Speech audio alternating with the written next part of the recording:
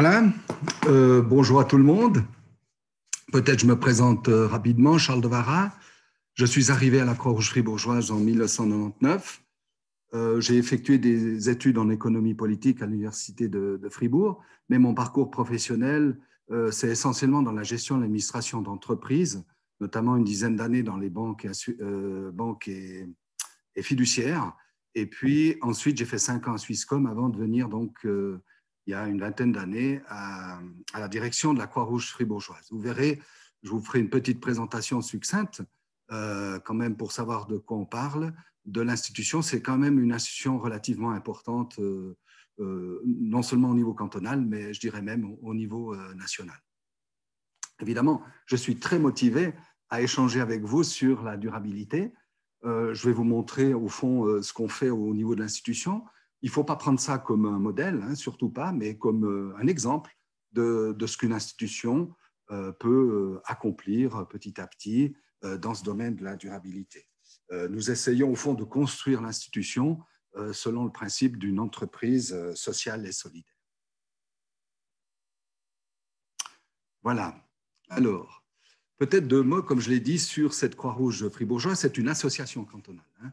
Et puis ça, il faut bien le comprendre que ça fonctionne un peu comme notre organisation politique en Suisse, c'est-à-dire c'est très fédéral. Hein. Les cantons ont leur indépendance, il y a la confédération. Eh bien, la construction de la Croix-Rouge en Suisse s'est effectuée quasiment de la même manière. Vous avez des associations cantonales qui sont autonomes et indépendantes. Elles sont juste fédérées à la Croix-Rouge suisse. Donc, ça veut dire qu'on a notre destin en main, si j'ose dire. Il faut quand même rappeler peut-être la mission de la Croix-Rouge. Vous savez que la Croix-Rouge, bon, ben voilà, c'est vaste. Hein. Il y a le niveau international, il y a le niveau national. Alors, pour ce qui est de notre institution au niveau cantonal, notre mission, au fond, c'est venir en aide aux personnes vulnérables, d'une manière très générale, sans rentrer dans les détails.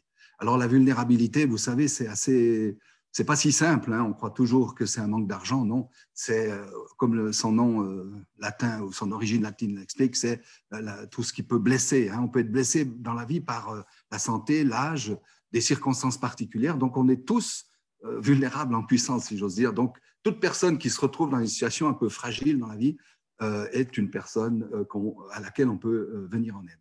Les familles avec enfants, ça c'est sûr, c'est aussi notre public cible.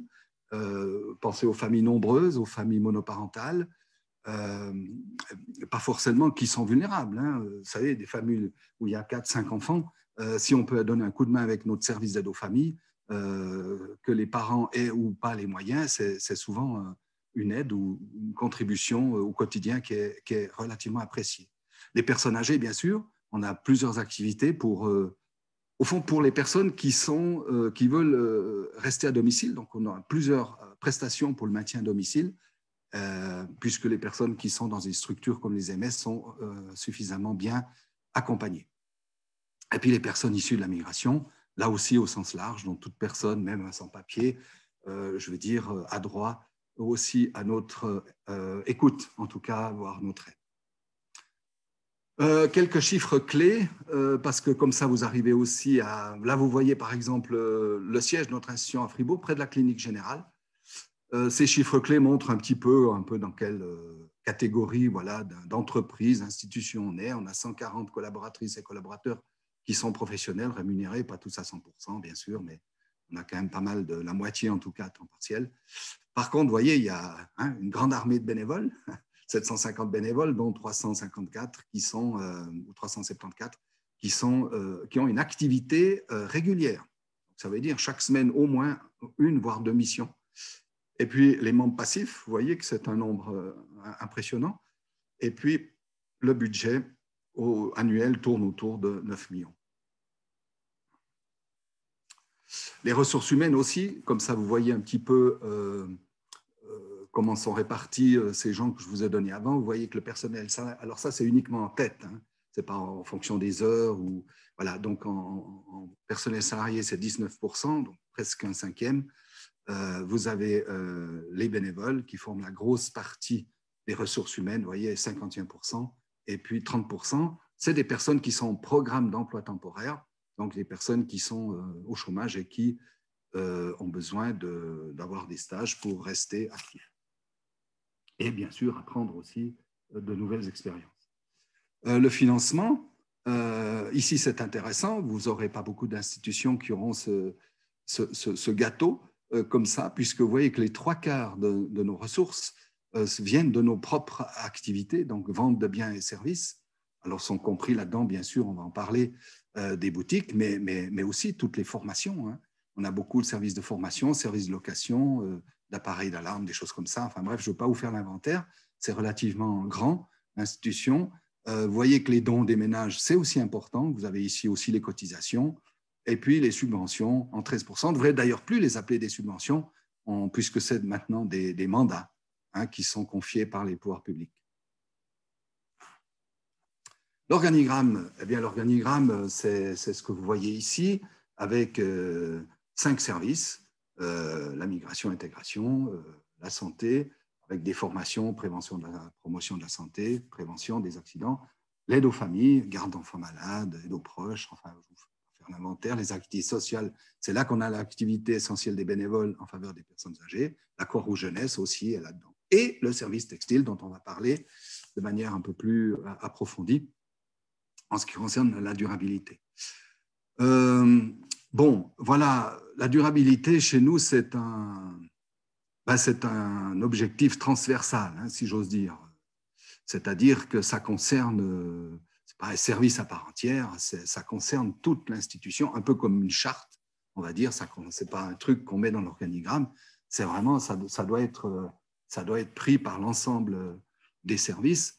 Chez nous, on aurait aussi, par exemple, le bénévolat, hein. On pourrait dire que le bénévolat doit être transversal. Voilà, excusez-moi. Voilà, et puis ensuite, nous allons mettre en place ce concept de développement durable avec ces 5 premières missions en 2021. Le recyclage et la protection de l'environnement, ça, on le fait depuis très longtemps, je dirais même depuis la création de l'entreprise, mais j'y reviendrai. La diversité, c'est aussi quelque chose qu'on est en train de mettre sur pied. On est depuis 2 ans là-dessus. La diversité, c'est un objectif de développement durable. Pourquoi? Parce que voilà, il faut que l'institution, nos prestations, nos activités soient disponibles pour tout le monde. La protection des données, c'est aussi une valeur aussi importante. Aujourd'hui, on va mettre quelqu'un qui sera délégué à la protection des données. La qualité, c'est aussi un objectif de développement durable chez nous, et puis de manière à mieux servir toutes les personnes auxquelles on donne des prestations, et la santé et sécurité au travail. Voilà, c'est 5 objectifs, mais je vais vous parler maintenant du recyclage et la protection de l'environnement. Voilà. Alors, ça, c'est un élément, évidemment, le plus important. On parle ici du recyclage des textiles. Donc, la Croix-Rouge, presque sans le savoir, elle faisait déjà de la durabilité il y a des décennies, puisque au moment de sa création, en 1909, vous voyez, ça fait plus d'un siècle, elle collectait déjà tout ce qui était textile. Les gens, au début, même tricotaient des chaussettes ou des pulls, etc., essentiellement pour les militaires, mais de plus en plus, il y a eu une collecte d'habits, de draps, de lits aussi, qui s'est perpétuée et qui est restée pendant toutes ces années, jusqu'à il y a environ, on va dire, 25-30 ans, où on a établi les premières boutiques, hein, c'est-à-dire où on collectait les vêtements et on les remettait à disposition de la population. Donc, on va dire ce principe de collecter, trier, que je vous expliquerai après, ça date d'une trentaine d'années. Donc, vous voyez, on a du recyclage de textiles. Vous n'êtes pas sans savoir que le recyclage du textile, c'est hyper important pour la planète, puisque le textile, s'il est fait à base de coton, c'est des productions énormes de coton qui sont faites. Et il faut absolument, et le coton nécessite énormément d'eau, hein, pour ceux qui connaissent un petit peu comment ça fonctionne. Et c'est clair que s'il y a une demande exagérée de textiles dans le monde, ce qui est un petit peu le cas aujourd'hui, hein, puisqu'on achète un habit comme on achète du pain, et peut-être que c'est exagéré. Donc, il faut peut-être, voilà, il y a des associations du reste qui travaillent pour avoir des achats raisonnables en matière de textile. Donc, nous, si on recycle et qu'on remet, on va dire, des habits sur le marché, je pense qu'on participe à la diminution de la production de textiles. Mais nous ne sommes pas actifs que là-dedans. Nous avons aussi pris des dispositions pour éliminer tout le plastique, hein, comme peut-être le font déjà pas mal d'entreprises. Alors, ça veut dire que même comme la Migros, la Coop, maintenant, ils ont éliminé leurs petits sacs plastiques quasiment de leur surface commerciale. Nous, ça fait déjà, on va dire, bien une dizaine d'années qu'on a des sacs. C'est vrai qu'il faut donner quelque chose. On incite les clients à prendre leur sac à main ou leur propre sac, mais s'il n'y en a pas, on a des sacs maintenant qui sont biodégradables. Mais on fait aussi des efforts au niveau de l'institution pour éviter de gaspiller l'énergie, de consommer plutôt des fruits bio, puisqu'on en met à disposition à la réception. Voilà. Bref, c'est des petites choses, mais petit à petit, ce qui est important, c'est qu'il y a une conscience collective qui s'installe pour ça. Bon, alors concentrons-nous peut-être sur le recyclage du textile, puisque c'est quand même l'objet de la conférence. Alors, ce service textile, au fond, il fonctionne selon le principe qui est tout con, hein, je veux dire, voilà, c'est la collecte des habits avec un conteneur. Ça n'a pas toujours été comme ça. Hein. Il y a 30-40 ans, c'était l'armée qui faisait une collecte une fois par année. Les gens mettaient au bord de la route. L'armée, parce que voilà, ils avaient des moyens et puis ils étaient d'accord d'aider encore à l'époque. Ils chargeaient ça et puis ils vidaient tout ça dans un coin. Et puis ensuite, la Croix-Rouge se chargeait de trier ça en une fois, on va dire. Il y avait one shot par année et puis il fallait se débrouiller. Tandis que maintenant, c'est complètement différent. On a ces containers qui sont un peu répartis, j'y reviendrai tout à l'heure, qui ont cette petite image aussi sympathique, surtout pour le côté des enfants, du glouton, hein, qui avale les sacs que vous mettez dedans, et puis on ne voit pas, mais il y en a, quand on fait la basculette, on voit l'intérieur de la bouche et ça dit merci.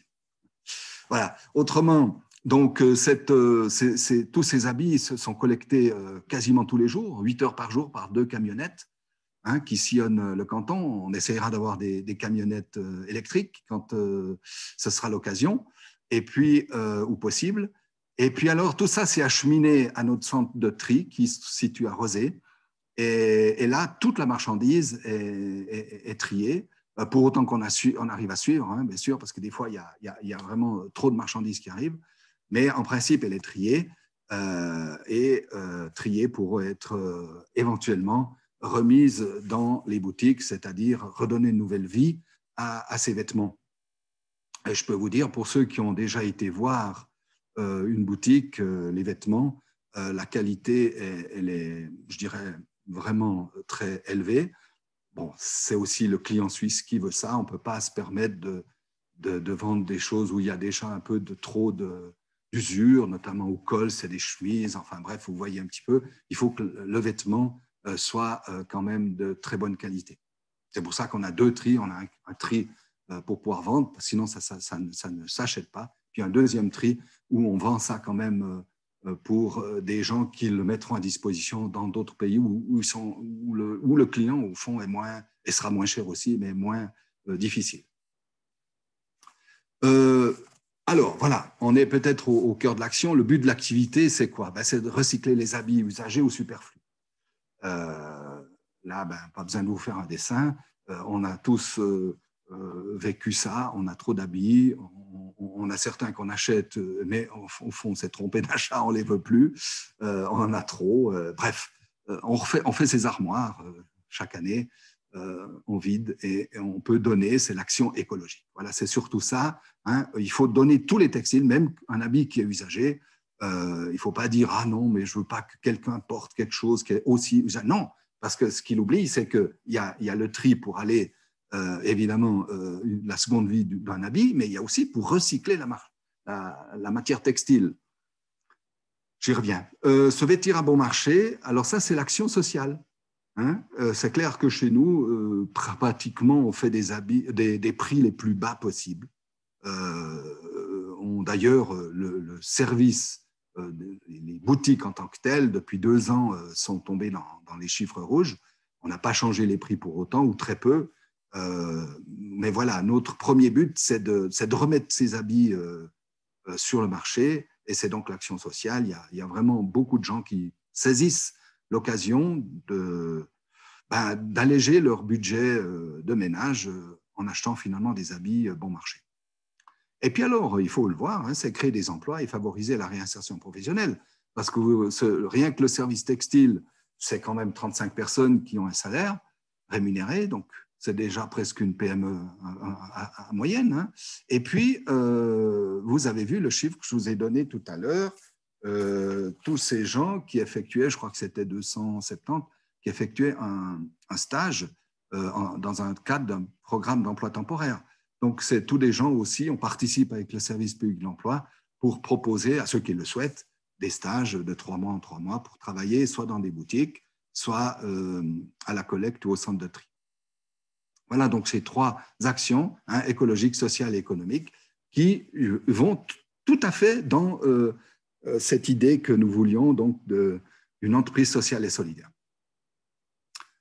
Alors, la collecte, nous, on considère que c'est un don de la population. Hein.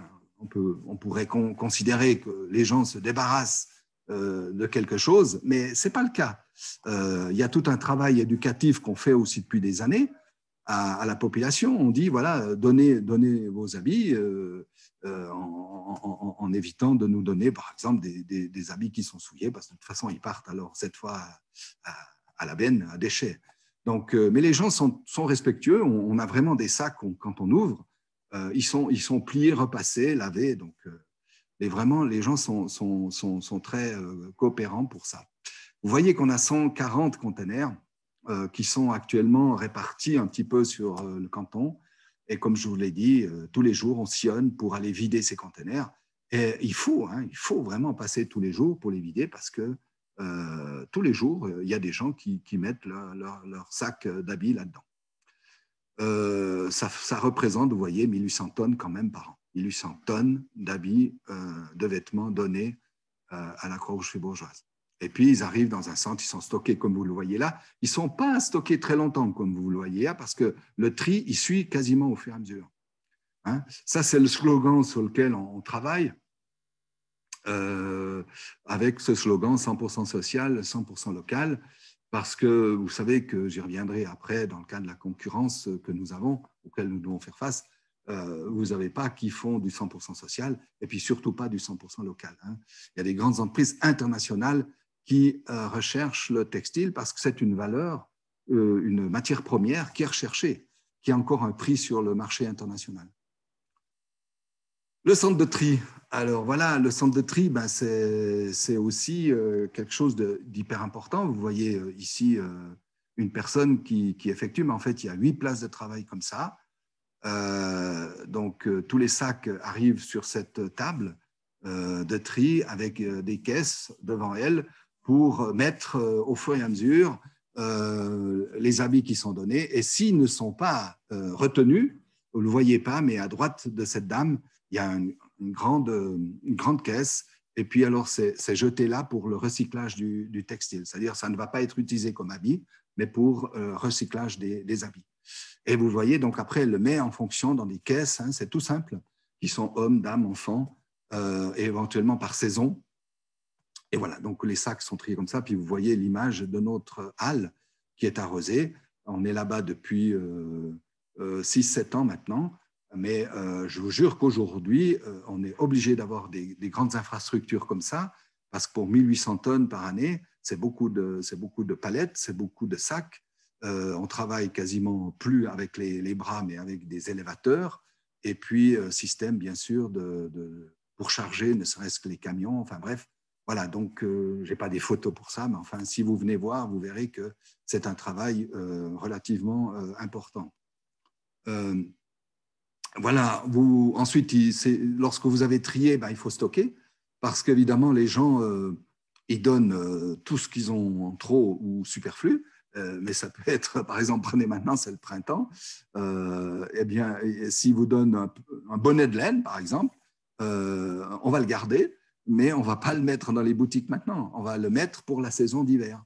Donc, on est obligé de trier par saison, hein, et par dame, homme, enfant, comme je l'ai dit. Puis vous voyez, si vous regardez un petit peu la photo, je ne sais pas si vous la voyez depuis chez vous, mais il y a des étiquettes jaunes, c'est mis surprise. Alors, surprise, ça veut dire il y a un mélange. Hein, il y a toutes sortes, des fois, il y a même des accessoires de mode, des sortes de bijoux ou des sacs à main, enfin, des petites choses comme ça. Et donc, quand dans les boutiques, ils ouvrent ces caisses, voilà, ben, ils vont mettre les articles en fonction de ce qu'ils voient. C'est simplement parce que dans surprise, c'est simplement parce qu'il n'y a pas beaucoup, vous voyez, tandis que les pantalons, les chemises, les pulls, voilà, tout ça, où il y en a assez, donc il y a des caisses qui sont faites uniquement pour ça. Voilà. Vous avez sans doute déjà entendu que dans nos boutiques, vous l'avez vu aussi, nous n'avons pas que des habits de seconde main. Hein, nous avons aussi des vêtements neufs. Alors, il faut expliquer ça, au fond, de deux manières. Un aspect d'abord commercial et un aspect aussi écologique. L'aspect commercial, c'est que si on n'a pas tous les articles qui sont donnés par les gens qui nous donnent des habits, des fois, il nous manque des habits, des fois assez importants. Par exemple, je ne sais pas moi, des leggings ou je ne sais pas, des choses. Tout ce qui est sous-vêtements, du reste, on ne met plus en revente, ça part uniquement dans le recyclage textile. Donc, vous voyez, si les gens ils viennent chez nous et puis ils achètent, par exemple, voilà, un pull pour les enfants, une veste, ils retrouvent tout ça dans le seconde main, mais ils disent, ah ben, je veux aussi en profiter pour acheter des chaussettes et des slips. Si on leur dit, non, non, alors ça, on n'a pas, il faut aller ailleurs, ce n'est pas bon du tout pour le côté commercial. Il faut qu'on puisse servir le client dans toute la gamme des produits.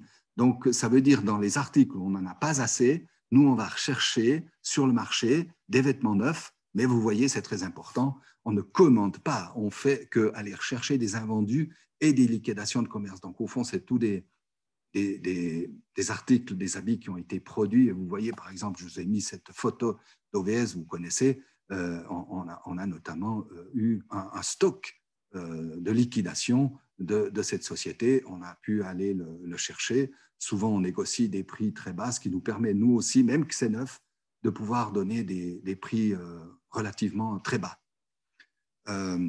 Et des fois, il y a même des articles de marque qui nous sont donnés. D'ailleurs, les gens qui viennent un peu chiner chaque semaine, parmi les rayonnages de nos boutiques, savent qu'il y a des arrivages des fois et il y a beaucoup de marques, des fois, qui sont là à des prix super intéressants. Alors, ces boutiques, bien sûr, elles sont ouvertes à toutes. Pourquoi j'ai précisé ça? Parce qu'on pourrait penser qu'on se dit, ah voilà, c'est des boutiques Croix-Rouge. D'ailleurs, on a volontairement, d'un point de vue image commerciale, pas voulu mettre boutique Croix-Rouge ou comme ça s'appelait à l'époque, je ne sais plus quoi, vestiaire Croix-Rouge, enfin bref, c'était une image un peu négative, voilà, d'articles un peu pas de très bonne qualité, qui sont vendus à des gens pauvres ou je ne sais quoi. Et ce n'est pas du tout le cas. C'est pas du tout le cas. Donc, c'est vraiment une boutique moderne, comme toutes les grandes marques qui ont des boutiques à Fribourg. D'ailleurs, si vous n'avez pas découvert encore Zigzag, allez voir, vous serez, je pense, agréablement surpris. Et c'est pour ça que c'est ouvert à tous, parce que même si quelqu'un a des moyens financiers et puis qu'il l'achète pour 50 francs d'habits, ben c'est 50 francs d'habits qui sont recyclés et qui nous permettent aussi à nous de vivre en tant qu'institution. Alors, ces boutiques, on les a à Fribourg, Bulle et Payerne. Alors, c'est par région. Maintenant, il faut voir ça par région. On a eu des restructurations relativement importantes ces dernières années. Vous savez, on est obligé de s'adapter. Ce n'est pas parce que c'est écrit Croix-Rouge ou que c'est Croix-Rouge derrière qu'on peut se permettre un management qui serait un petit peu voilà, léger. On doit être très strict. C'est quand même... si on ne tourne pas, il faut trouver des solutions, il faut trouver le pourquoi. On ne nous fait pas de cadeaux en soi. Les gens ne viennent pas nous faire un cadeau quand ils viennent dans les boutiques, ils viennent acheter un habit. Et on est donc forcément en concurrence avec tous ceux qui vendent du vêtement. Et ces 10 dernières années, on a dû fermer des boutiques qui n'étaient pas du tout rentables. Alors, le but, ce n'est pas de perdre de l'argent non plus. Hein. Le but, c'est au moins d'équilibrer ses comptes. Et donc, c'est pour ça qu'on s'est concentré sur des grands centres comme Fribourg, Bulle. Payerne, c'est un peu toute la Broye, parce que, voilà, il faut plutôt voir Payerne, pas dans le canton de Vaud, mais Payerne situé au cœur de la Broye. Et au cœur de la Broye, il y a bien sûr toute la partie nord du canton de Fribourg. Nous étions dans la partie alémanique, à Bösingen notamment, il y a encore 3 ans, mais voilà, c'était une des boutiques qui ne tournait pas. Les populations de la Saint-Gine et du lac viennent plutôt au Liquido, que je vais vous montrer maintenant. C'est celui-là. Alors, Liquido, au fond, c'est l'outlet des boutiques Zigzag. Ça veut dire que nous avons un principe que tous les 40 jours, la marchandise doit tourner si elle n'a pas été vendue. Donc, elle reste maximum 40 jours et après 40 jours, eh bien, elle est reprise.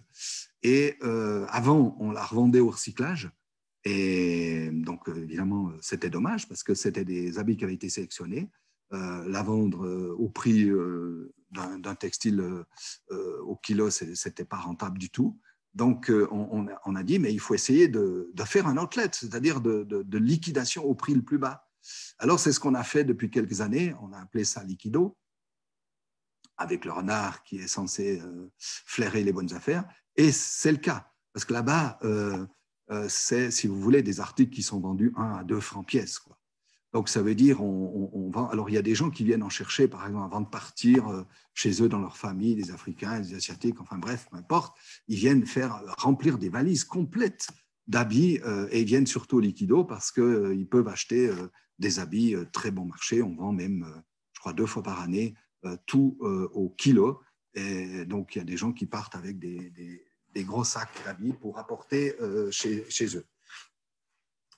Voilà, et avec ça, vous voyez, seulement ce principe du Liquido, on a réussi à baisser encore, à baisser, si vous voulez, l'utilisation des habits. Je crois qu'on arrive actuellement à 3-4% seulement des habits qui ont été triés et qui sont invendus. Donc, c'est vraiment très, très bas. Difficile de faire mieux, mais voilà, c'est clair, avec des prix très attractifs. Donc, finalement, la marchandise se vend bien. La photo que vous voyez ici, c'est à Agicentre, donc à côté de la COP. On y est là-bas depuis 1-2 mois. On était à Marly avant, mais pour des raisons de loyer, notamment beaucoup trop cher, et de non-rentabilité, on a dû déménager. Voilà, la concurrence, vous voyez ici le canton de Fribourg, un peu comme la Gaule d'Astérix Obélix, hein, entouré par... pas l'Empire romain ici, mais c'est la Suisse. Alors pourquoi j'ai mis au fond tous les cantons en gris? Parce qu'on est un peu unique, la Croix-Rouge fribourgeoise, à avoir fait ça. Alors le mérite, c'est plutôt nos anciens hein, qui ont mis en place ça, mais c'est vrai qu'on a toujours développé ce service. Comme je vous ai dit, il y a des décennies, on avait déjà ce recyclage un peu des habits, mais maintenant on est devenu professionnel avec voilà, un centre de tri, des boutiques, une gestion moderne, on va dire, du recyclage des habits. Et pour ça, eh ben, on est un peu jalousé par les grandes entreprises qui veulent recycler aussi du textile. On a je ne veux pas citer de noms, vous les connaissez sans doute, mais il y a des grandes entreprises internationales, même nationales, qui, eux, veulent récolter le textile pour le revendre et donc faire une marge bénéficiaire simplement en revendant la matière textile qui a un prix hein, sur le marché international. Puisque, alors j'y viens maintenant peut-être, ou non, c'est pas ça. Donc, au fond, le tri, il se fait, le recyclage, il se fait, c'est une industrie qui s'occupe de ça. Hein. Le coton repart en coton, le viscose, la laine, etc. Toute la matière textile est recyclée et est utilisée notamment dans l'industrie pour tous les sièges automobiles. Si vous découpez votre siège de voiture, vous allez sans doute voir de la matière textile recyclée. Et voilà, le rembourrage se fait avec ça. Il y a bien sûr les étoupes qu'on connaît bien dans toute la partie mécanique et technique. Et puis, vous avez aussi du recyclage, notamment avec tout ce qui est la matière jeans. Donc là, on l'utilise pour l'isolation de canalisation. Enfin bref, il y a plusieurs usages. Mais ça, nous, on ne peut pas le faire, hein, parce que c'est clair que c'est une technologie, c'est de la grosse industrie. Et donc ça, il y a des entreprises. D'ailleurs, il n'y en a pas en Suisse. On est obligé de vendre cette marchandise à des Belges, notamment, qui ont, eux, le recyclage de la matière textile.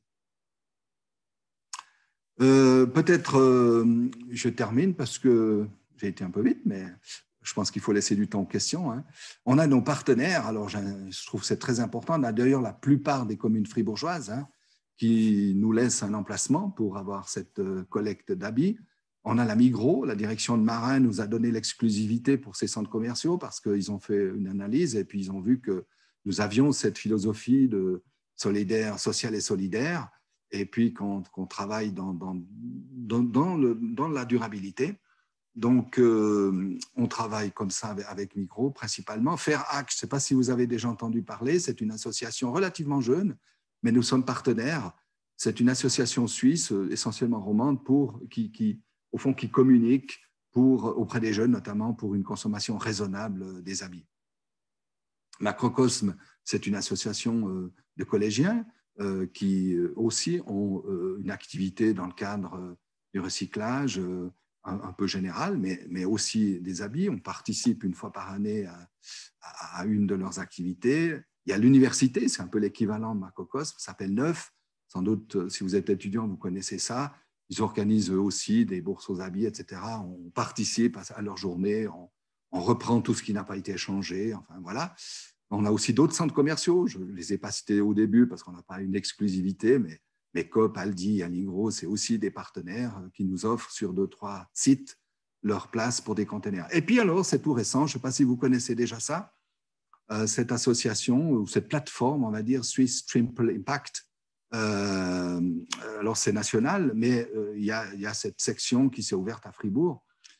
Au fond, c'est une sorte de mandat de la Confédération pour atteindre l'agenda 2030. Ça, je pense que vous en avez discuté dans le cadre de la semaine. Et donc, nous sommes partenaires maintenant avec cette Swiss Triple Impact et on va progresser avec eux au fur et à mesure. Voilà. Et donc, j'arrive déjà, vous voyez, à la fin de ma présentation. Je vous remercie pour votre attention. Et puis, je crois que M. Texera, vous avez déjà signalé que tous ceux qui étaient à l'écoute ici peuvent bénéficier de ce prix de 30% sur leur prochain achat à Boutique Zigzag. Déjà, ne serait-ce pour aller voir et découvrir ces boutiques. Voilà, je vous repasse la parole. Parfait. Merci beaucoup pour la présentation. C'est super intéressant. Alors, pour revenir juste pour le bon 30 francs, vous trouverez donc sur la page Instagram de la Sustainability Week de Fribourg, il y aura un post qui était fait durant cette semaine avec le QR code de Zigzag, donc, qui peut être utilisable alors, je me souviens bien, pendant 1 mois. Moi, je vais d'abord poser quelques questions que j'ai notées durant votre présentation. Si quelqu'un a d'autres questions, n'hésitez pas à juste activer le micro. Tout d'abord, au début, vous avez expliqué que la Croix-Rouge fribourgeoise, donc c'est pour une entité indépendante. Le fonctionnement avec les boutiques Zigzag, est-ce que c'est quelque chose qu'on retrouve aussi dans les autres cantons qui ont, par exemple, Croix-Rouge genevoise ou autre? Pas du tout. Donc, le mot zigzag, déjà, c'est une création de la Croix-Rouge fribourgeoise qui date de 25-30 ans, déjà par mon prédécesseur. Donc, cette organisation du textile, comme je vous l'ai expliqué, vous ne la trouvez pas dans les autres organisations Croix-Rouge. Je ne dis pas que les autres ne font pas, mais ils ne le font pas de A à Z comme je vous l'ai présenté. Ils ont, par exemple, sur Berne, la section Mittelland, je crois qu'ils ont aussi une partie où ils ont la Trouvaille, je crois que ça s'appelle, ou un nom comme ça. Ils ont des boutiques de seconde main. Ils s'approvisionnent aussi en mettant des containers un peu dans la ville. Sur Genève, il y a une collaboration aussi avec la Croix-Rouge et Caritas. Ils collectent des habits sur place, mais il y a aussi une société internationale qui collecte. Et ils ont aussi là-bas des magasins où ils louent aussi des costumes, parce que des fois, on obtient de tout. Hein. C'est vrai que des fois, on tombe aussi sur toutes sortes d'articles hétéroclites, hein, et puis qui sont assez sympathiques. D'ailleurs, on a mis de côté, et puis j'envisage de créer bientôt un petit musée, un petit musée des trouvailles, et puis des gens qu'on remet, d'articles qu'on ne met pas en magasin, parce que voilà, ils ont une valeur symbolique, ou je ne sais pas, des choses comme ça. Donc, monsieur Texera, non, c'est propre à la Croix-Rouge fribourgeoise. D'accord. Donc, pour les cantons qui ne font pas du tout ce système comme à Fribourg, est-ce que vous récupérez des habits qui viennent peut-être d'autres cantons et puis puisque eux, ils Non, les revendent pas? malheureusement pas. Il y a le principe d'abord qui prévaut chez nous, l'organisation Croix-Rouge, c'est le principe de territorialité. Donc, ça veut dire que je ne vais pas sur les plates-bandes de mes collègues bernois, vaudois ou neuchâtelois. Eux ne viennent pas non plus chez nous, ne serait-ce que aussi pour les formations ou toutes ces choses-là. Donc ça, c'est aussi bien. Mais par contre, eux, ils ont la plupart accepté de mettre leur nom, enfin, ça se passe au niveau suisse, Croix-Rouge suisse, leur nom sur des containers qui sont collectés par une entreprise internationale. Donc, nous, on va dire, on a combattu cette idée. On trouvait que c'était pas bien d'un point de vue éthique. Alors, ils reçoivent une compensation financière, mais en fond, on prête son nom pour pouvoir, on va dire, permettre à une société qui n'est pas une ONG, qui a plutôt un but lucratif, de collecter les habits voilà. Alors, nous, c'est clair qu'on a fait bloc hein, depuis plusieurs années là derrière, et puis je dois dire jusqu'à maintenant avec succès, parce que voilà, on a expliqué aussi, puis les gens ont très bien compris, les communes, tout le monde a bien compris qu'il fallait, au fond, un peu protéger notre système qui est bien fait, parce qu'au fond, on récolte ce que donne la population, on travaille dessus, c'est le côté un peu économique, et on redistribue rapidement sans faire des marges excessives. Mhm. D'accord, je vois. Une autre question qui m'est venue, enfin, ce matin, j'écoutais à la radio qu'il y a Ikea qui va ouvrir une section pour tout ce qui est meubles d'occasion, donc c'est quelque chose de très nouveau. Et puis Ouais. c'est aussi un peu ce mouvement du second hand. Il y a beaucoup d'enseignes qui commencent à ouvrir une section pour ça. Est-ce que, est-ce que vous savez s'il y a aussi un mouvement des grands magasins, je sais pas, CIA, H&M, qui risquent peut-être de... Parce qu'eux, ils vendent déjà à des prix très, très bas de base. Ouais. On a suivi ça un peu de près. Il y a eu des enseignes, oui, d'habits qui mettaient des sortes de conteneurs en plastique, en carton, à l'intérieur même de leur magasin. Et ils disaient, si vous pouvez déposer ici vos anciens habits, vous aurez un bon de 5 francs ou un bon de 10 francs, je ne sais pas comment se faisait le calcul, sur votre prochain achat. Je ne crois pas que ça a eu vraiment beaucoup de succès. Après, on nous a dit aussi, ah, vous devriez vendre en ligne, faites attention, parce que quand les habits se vendront en ligne, vous serez perdu. On a aussi analysé cette situation, mais on ne se rend pas compte du travail énorme. Hein, parce que si on met chaque habit d'occasion, il faut faire une photo, le mettre en ligne, et puis après on fait quoi? On l'expédie avec des coûts postaux, il faut une infrastructure qui est énorme. Et est-ce que c'est vraiment durable ça, comme démarche?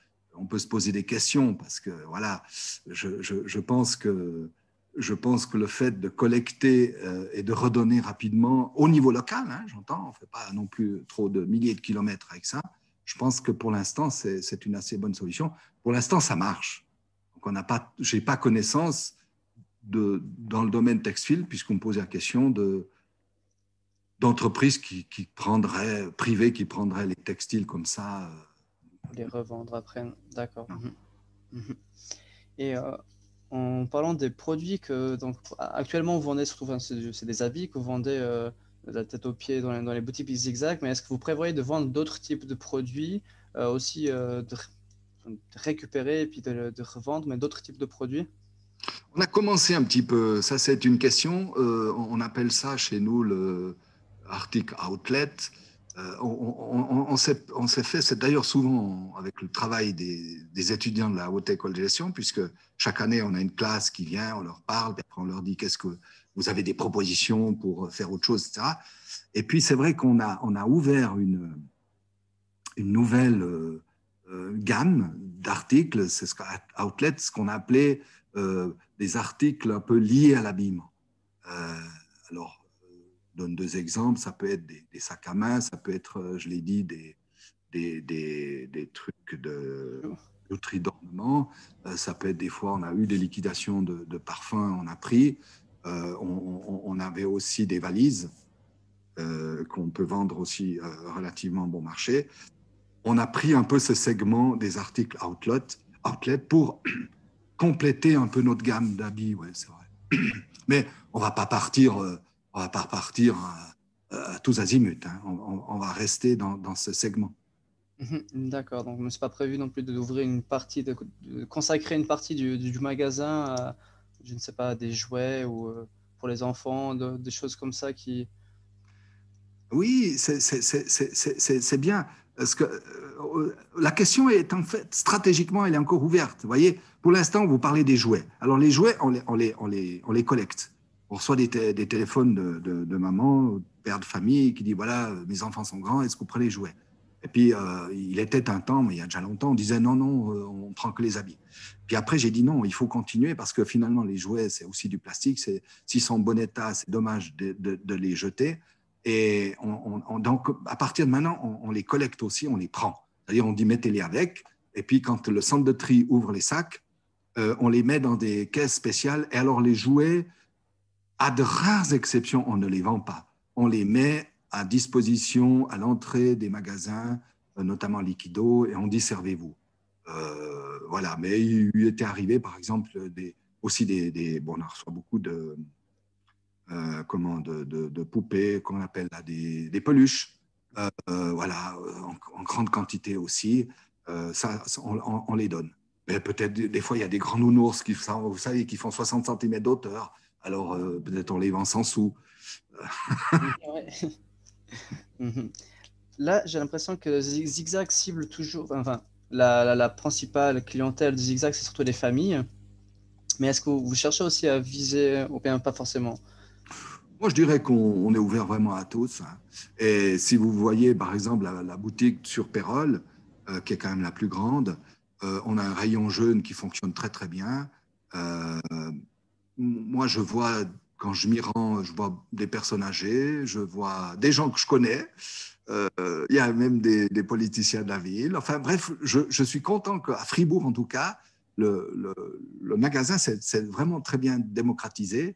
Et les gens qui avaient des soupçons disaient ah non, mais quand même, je ne veux pas porter un habit d'occasion qui a déjà été porté par quelqu'un. Vous savez, il y a toujours cette.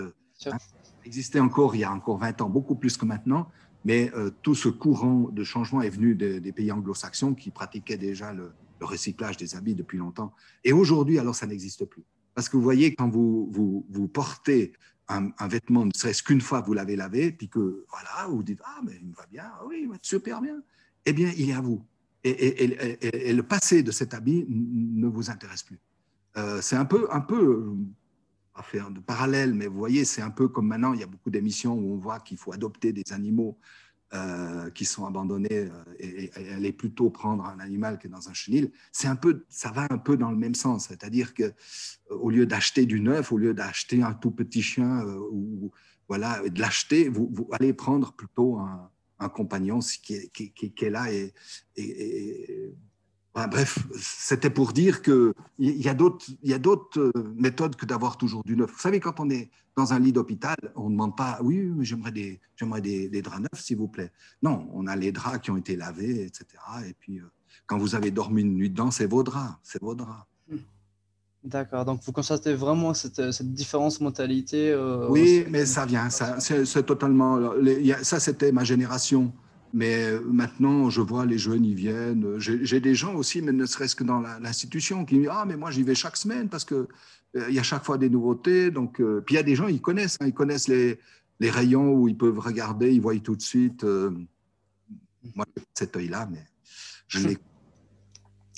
Et ce changement cette acquisition des clientèles la plus jeunes, est-ce que ça a été fait par juste simplement un changement de mentalité dans l'ensemble, ou bien c'est aussi des campagnes de communication que peut-être que vous avez fait en ciblant plus les jeunes pour les attirer dans les boutiques?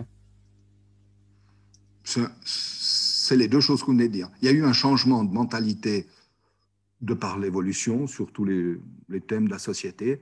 Mais depuis 5-6 ans, j'ai beaucoup de jeunes dans l'institution qui travaillent beaucoup maintenant avec les réseaux sociaux. On est régulièrement présent sur Facebook, Instagram, etc. Et on fait l'essentiel maintenant de notre communication par ces réseaux. Alors, je ne sais pas si c'est ça qui booste les jeunes à venir s'équiper. Je pense qu'il y a aussi le changement de mentalité. Vous savez, on parle quand même de sauver la planète. Il y a plusieurs actions, on peut agir à plein de niveaux. Mais les jeunes sont sensibles. On a fait beaucoup de conférences, on a reçu reçu beaucoup de classes à notre centre de tri. Vraiment beaucoup aussi de club service. Il y a eu un intérêt, d'ailleurs on continue, mais en 2020, on n'a pas pu faire grand-chose. Donc, on va continuer. On reçoit beaucoup de monde. Hein. On offre l'apéro même après, puis c'est gratuit. Donc, ça, c'est de la promotion, vous voyez. On dit aux gens, bah, venez, dès que vous êtes 10 personnes, on organise une visite. Et les gens, en général, sont contents. Mm-hmm. Très ouais, je vois. Ouais, vraiment Donc, voilà. En fait, il faut agir sur tous les niveaux. Mais la jeunesse, les jeunes, je pense qu'ils viennent par le bouche à oreille. Honnêtement, je pense que c'est ça. Mm-hmm. Ouais. D'accord, je vois. J'ai encore une autre question. Quand vous avez parlé de... Donc, vous ne vendez pas uniquement des habits de deuxième main, mais aussi des habits neufs qui sortent, enfin, les invendus des grands magasins. Est-ce que c'est facile? Parce que du coup, ces grandes surfaces, ils vendent en grande quantité, enfin, leurs invendus. Mais est-ce que pour vous, est-ce que c'est toujours un challenge de réussir à racheter, ou bien il y a beaucoup de concurrence d'autres magasins qui essayent aussi d'acheter ces habits à bon marché? Ah oui, c'est ça. C'est ça la difficulté, vous avez raison. Donc, vous savez, il y a beaucoup de gens qui pratiquent la outlet. Il y a des spécialistes hein, qui font dans la revente de tout ça, même pas seulement dans les habits, hein, même les produits de tous les jours. Je ne veux pas citer de marque, mais vous les connaissez. Mais c'est vrai, lorsqu'il y a un lot qui est disponible, d'abord, il faut être un peu dans le réseau, il faut avoir votre réseau, il faut avoir il faut être en contact avec ces entreprises qui liquident. Et si ils vous appellent, vous avez en général 2 heures pour répondre. Si vous ne répondez pas, ça part ailleurs.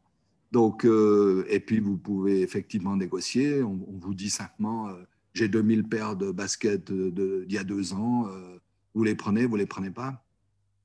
Et puis voilà. Donc en général, mais je dois dire, nous, on attend plutôt, je vais vous dire, plutôt que on nous, on nous, on nous propose, on a quand même de plus en plus d'entreprises qui nous appellent, qui préfèrent nous donner le stock. Parce que comme ça, ils ne s'embêtent pas, ils savent que c'est une filière Croix-Rouge, et ils ne veulent pas le vendre à la concurrence ou je ne sais quoi. Même les grandes marques comme Coop ou Migros, vous savez, à la fin de l'année, quand ils ont mis 1, 2, 3 fois, ils ont mis le demi-prix, 3/4 de prix, puis ce n'est pas vendu. Donc, nous, on a des fois des palettes où il faut tout trier parce qu'il y a toutes sortes de choses, mais il y a aussi des habits. Donc, voilà. Au fond, on fait du recyclage d'habits neufs ou d'articles neufs. Ouais, ça va être ma prochaine question pour savoir si Ouais. des fois, s'il y avait des entreprises justement qui préfèrent privilégier la Croix-Rouge plutôt que de mettre à Oui, concours. Ouais. oui, c'est vrai. Mais ils ont bien raison, non? Bien sûr, ouais. Alors, je ne sais pas s'il y a des gens qui ont encore des questions. Oui, moi j'avais une question pour Monsieur Teixeira. Ah oui. Je voulais rebondir sur le thème du développement du marché des habits second-hand. On voit de plus en plus que ça marche en développement. On voit qu'il y a des magasins qui commencent à dégager de la valeur ajoutée. Et puis certains revendeurs spéculent sur la rareté de certaines pièces et sur le côté un peu original, unique des pièces. Est-ce que pour vous, c'est éthiquement correct de dégager de la valeur ajoutée par rapport à ça, Monsieur Teixeira? Donc vous dites des habits un peu de collection. Des habits un peu de collection, exactement, oui. Bah alors, moi je pense qu'il y a toujours ce fonctionnement de l'offre et de la demande. Tant que les gens ils proposent un certain produit à une valeur, enfin, tant que les gens ils demandent un article, logiquement il y a toujours une augmentation de prix. Après, je suis pas sûr de bien répondre à la question, mais de la création de valeur ajoutée par rapport à des articles de collection. Oui, c'est exactement ça, ouais, c'est sur ce thème-là, ouais. C'est par rapport à ça. Je ne me sens pas très bien placé pour pouvoir y apporter une réponse. Vraiment, je ne sais pas si Monsieur Devara. euh, Ce que dit monsieur, oui, il y a des fois des articles qui sortent du lot. Ça, c'est vrai. On a eu, c'est assez rare, mais ça arrive. On a eu 2, 3 fois des manteaux de fourrure. Hein. Voilà, bon, un manteau de fourrure, ça peut valoir encore. Personne ne veut s'habiller avec ça, mais il y a encore des amateurs. Hein, et ça peut valoir effectivement plusieurs milliers de francs. Alors, on ne spécule pas là-dessus, comme ça je réponds à monsieur. On le vend, on met le prix, allez, je vais vous dire 150 francs. Alors, c'est peut-être pas fait pour des petites bourses, mais je vais vous dire, il reste 1 heure en magasin. Donc, 1 heure, il part. On a aussi beaucoup, mais ce n'est pas dans cette catégorie-là, des robes de mariée. On en a pas mal. Alors, vous savez qu'une robe de mariée, c'est très cher. Et là, alors, on a des prix qui sont assez bas et qui sont quand même pas donnés. Parce que nous, si on doit nettoyer une robe de mariée, ce qui est le cas, en général, il faut en tout cas la rafraîchir, peut-être la laver, je ne sais pas, mais en tout cas la rafraîchir, la remettre, voilà, qu'elle donne envie d'être achetée. Ça peut, mais c'est des petits prix, hein, 75, 100, 150 francs, ça dépend un petit peu de la qualité. Il y a des spécialistes qui analysent ça. Et je peux vous dire qu'elles partent toutes aussi. Puis les gens qui sont un peu en dehors, si on n'a plus, ils nous demandent est-ce que vous avez des robes mariées? On les invite d'aller voir directement, par exemple, au centre de tri où elles sont entreposées. Et puis, ils peuvent sur place. Donc, c'est des gens qui sont très contents, je vous assure, de pouvoir acheter une robe de mariée à bas prix. Donc, non, on ne spécule pas là-dessus. On ne fait pas ça. Non. Mhm. On fait une différenciation, oui, entre des habits de marque et des habits conventionnels. Si on a un habit qui a une marque, on le met un peu plus cher, c'est vrai, parce qu'on sait aussi que c'est des gens qui ont les moyens de le payer, donc il n'y a pas de raison. Mhm. Et 3, 4 francs de plus dessus. Mais ce n'est pas de la spéculation. Non, non, oui, ma question, elle était plutôt en fait générale, qui était plutôt destinée au marché qui est en développement et puis que Ah oui, c'est un d'accord. marché où on voit qu'il y a de plus en plus d'acteurs qui spéculent sur ça et qui Ouais, revendent des pièces de façon un peu plus chère. Mais ouais, il y a quand même un contrôle qui est fait de la pièce, même au sein de Zigzag, et le prix est quand même, comment dire, fixé en fonction d'un check de qu'est-ce que la pièce elle est par elle-même, ouais. etc. Ou bien, Oui, tout à fait. ok, Oui, on bien fixe, sûr, c'est sûr. on a des directives très claires pour fixer les prix. Hein. Donc, il y a des prix par catégorie, chemise, pantalon, etc., etc. Et puis les prix sont appliqués partout les mêmes pour pas justement qu'on croie qu'on vient faire du négoce en disant oui, je te l'achète 3 pièces pour 2 francs. Bien sûr. Ouais. Il y a 20 ans, j'ai arrêté ce cirque parce que ça amenait à de l'injustice au fond. Donc, non, non, on a des prix bas, mais on tient les prix. Ok, merci. Je vous en prie. Est-ce qu'il y a encore d'autres questions de la part des autres participants? Alors, moi, j'avais un peu une question, mais je crois que Mario t'en a parlé. C'était vraiment pour savoir si, depuis un peu le développement de toute cette traîne pour les habits de seconde main et pour la consommation un peu plus responsable, vous aviez plus de jeunes qu'avant. Oui, oui, la population jeune a doublé, a doublé. Je dirais ces 5 dernières années, tout simplement. On a On beaucoup. est vite convaincus. Non, mais je vous jure, j'ai été moi-même un peu étonné. Ben, vous voyez que je ne suis pas tout neuf dans la maison. Donc, au début, on se demandait vraiment, mais non, du pipe, comment faire venir les jeunes. Alors, on a travaillé dans la communication, on a travaillé ici, mais ça a tourné il y a 5 ans. Vraiment. Ouais. une prise de conscience. Mais je pense que c'est un peu lié à cette prise de conscience au niveau climatique. Oui, oui, moi je suis assez. Ça va un Moi, peu je suis assez- dans le même, dans cette même laps de temps. Mhm. Ouais. Très bien, merci. Alors, je ne sais pas si encore d'autres questions, remarques. Autrement, je pense qu'on a déjà dépassé un peu l'heure prévue. On ne sait pas du tout. Enfin, en tout cas, pour nous, c'est pas très grave. Je ne sais pas si vous avez encore des remarques à faire, monsieur. Bon, j'espère que ça a été intéressant. Je ne sais pas, c'est toujours difficile pour nous de parler d'un sujet qu'on travaille tous les jours. Alors voilà, c'est un petit sujet dans l'immensité des choses à régler dans ce monde, mais voilà, c'est notre part, notre contribution. Alors, pour ma part, c'était très intéressant. Bah, pour moi, Oui, c'était la deuxième fois que je suivais votre présentation, vu que j'étais dans le cours de monsieur Rumeau. Donc, j'étais déjà passé une fois au siège de Fribourg et j'ai trouvé toujours très intéressant. Donc, merci beaucoup pour votre présentation, pour toutes votre réponses. Et pour ma part, Je vous en prie. c'était très, très Et plein de intéressant. succès à votre semaine, Merci euh, beaucoup. et à votre organisation. Merci, au revoir tout le monde. Merci beaucoup. Je précise merci. encore que vous trouverez la conférence en ligne sur la chaîne YouTube après de la Sustainability Week. Et aussi, encore une fois, pour le bon de 30 francs chez Zigzag qui est sur la page Instagram de la semaine de la durabilité. Voilà, merci à Allez, tout le monde au pour la revoir.